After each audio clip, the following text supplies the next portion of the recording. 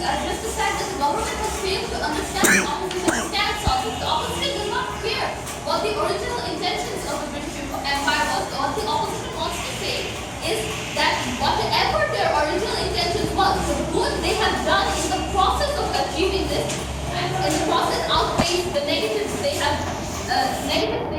So to begin with, I would like to say something. Proposition is, from what the proposition has been saying about the racial tensions between people, it seems to be that they're implying it would have been better if they lived in isolated pockets of India without any interaction with each other. If they stayed in their secluded little kingdoms, and if there had been no communication with them and communication with each other, that it would have been better that way. We would like to say that that's not so, and that it is better this way, because at the end of the day, the people of India were able to unite against the British. They were able to unite and forget, even for a few moments, they managed to forget. Not taken, sir. So they were able to unite against the British. They were able to unite against the foreigners, which proves that they could see an identity for themselves aside from this whatever racial tension may have been sown into them by the British. Moreover, nothing, sir. Moreover, they have been talking. They have been going on and on about the various harms that the British government has done. That they killed people. That there has been famine. That they have been killing people. But one point we do not. That's the development. Are you aware that national identity you described the Indians as having is one that they see as inferior to the white British identity? How do you justify this? Sir, even if the national identity, why did they grow to resent the British? Because at one point they realized that we are our own people, and they began to build their own national identity, and they began to build their own national identity. So at one point they realized that the British were not in fact better than them, and they protested against that. And moreover, the opposition has said that the technological advancements that the British brought up does not matter, that the railways could have been brought by anyone, so on and so forth. Now I would like to say, how much time would it take while the Western countries were developing again and again, bringing in invention after invention, and now I will not be taking BDC. So what the Western countries were developing again and again, were developing at a devastating rate, bringing in new inventions and more and more. What did India have? Spice and clothing. And at one point they would have fallen short had not the British brought in the technological advancements that they did, and the development. How long would it have taken for them to develop on their own had they not any outside advancement? I said I was not taking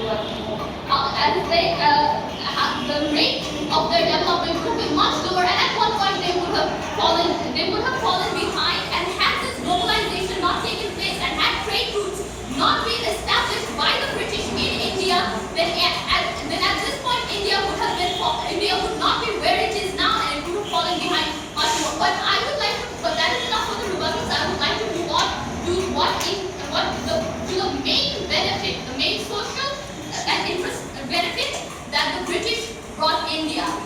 Infrastructure, system. There were no systems, there were no infrastructures. The government team has told us that there were leaders, there were the Mughal empires, there were Ashok. However, that's exactly our point. Life was stagnant. A leader came, he united them. Eventually his sons failed, or something or the other. His empire dissolved. There were pockets of civilization. Another leader came, rinse and repeat. The Indian subcontinent was in stagnation. They were not developing further. They may have had 23% of the economy, but how long would they have been able to hold on to that had they lived in the stagnation forever? Moreover, the system I would like to talk about. Nothing right now.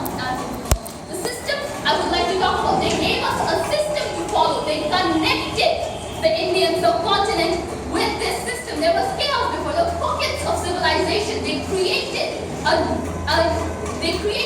a larger civilization which persisted, ladies and gentlemen. The system that the British have made state has persisted.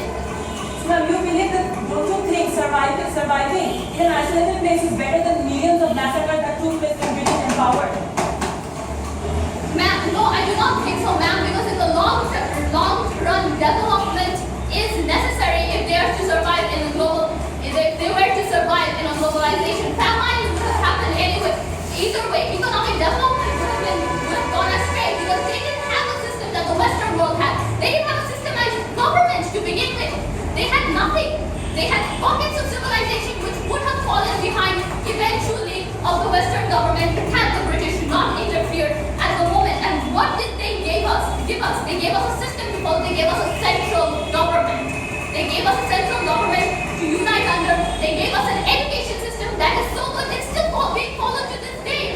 We still have that education system. Before, what did we have? We had a tree, an oak tree, a pundit sitting an oak tree, and a bunch of 10 students. We have classrooms. We have a system of education now, thanks to the British. And that brings to another point of how they have talked about innovations occurring organically in the Indian subcontinent. The point is, ladies and gentlemen, innovations did not occur organically. And the British came in and they brought in higher intellectual ideas. They brought in the ideas of human rights, the right to vote, not taken, and what a government should be like. They brought in these intellectual ideas. They allowed the Indians more exposure to the world around them, to the world outside their own little pocket of existence.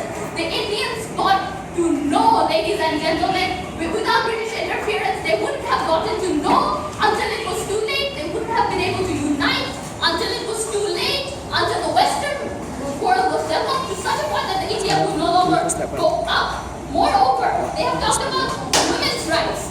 Like I have said, they have brought in higher intellectual ideas of these rights. Because what happened before? Something happened before. That's a very important point. Like women were burned. Women were burned along with their husbands once their husbands died. And why did this persist? There was no central government to stop it. No one to say that this is a human rights violation because they did not have the idea what is a human rights violation. They did not have the idea aside from what their own what individual moralities or what the morality of religious leaders stated. So they brought in a system of legal courts. They brought in a central government. They enforced human law ideas. They enforced these laws about human rights, and they gave us higher intellectual ideas that the Indians could build on. They could build on these ideas. We are not saying that they did it perfectly, maybe, and they violated a lot of rights along the way, perhaps, but they gave the Indians the idea, the basis on which to build themselves up. Because before they lived in a scattered manner, and as such, they would have eventually fallen behind. That is the crux of my argument, that the British government gave us a